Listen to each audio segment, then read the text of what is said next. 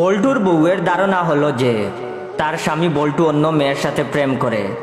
তাই একদিন বল্টু বাড়ি ফিরলে তার শার্টে একটা লম্বা চুল খুঁজে পেয়ে বল্টুর বউ বলল, তুমি কোনো মেয়ের সাথে প্রেম করছো? তখন বল্টু বলল, কি উল্টাপাল্টা বলছো এইসব? তখন তার বউ বলল, কেন, এই লম্বা চুলটা তো তার প্রমাণ।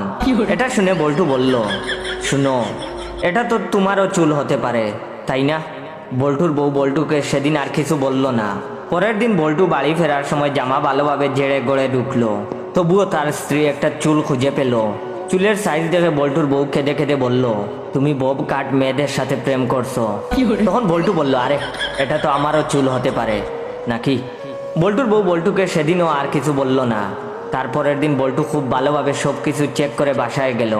তাই সেদিন বল্টুর বউ অনেক খুঁজেও কোনো চুল পেল না, কিন্তু কান্নাকাটি শুরু করলো। তখন বল্টু বলল, আজকে আবার কি হলো, কাঁদছো কেন?